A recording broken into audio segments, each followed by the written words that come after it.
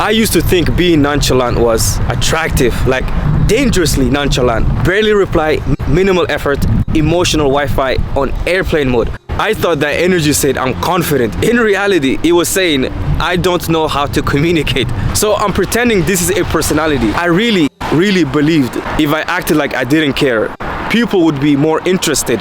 Which is funny because all it did was make people confused. Not intrigued, not curious, just confused. Like, is he busy or does he just not like me? And confusion isn't seductive, guys. It isn't cool, especially if it involves someone that's important to you. And confusion is how conversations quietly die.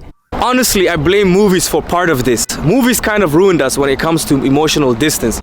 Like Ryan Gosling in Drive. It's a great movie, but this man barely speaks. Zero emotion, just stares. And everyone watched that and thought, yeah, that's confidence, let's go.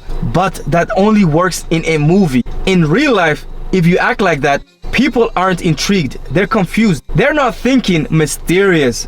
They're thinking, is something wrong with him? Silence looks powerful on screen, but clarity is what actually builds connection in real life. And then there's American Psycho. Some people watched that and somehow thought Patrick Bateman's emotional detachment was a personality. That's not confidence, that's a warning sign.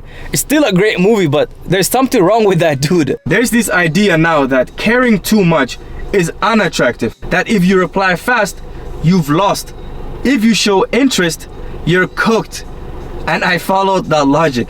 I was out here playing chess in my head over text messages. Meanwhile, the other person was just living their life. No strategy, no timeline, just vibes. The crazy part is, I wasn't even nonchalant. I cared a lot, just in silence, which is exhausting. Pretending you don't care takes more energy than actually not caring. That's not confidence.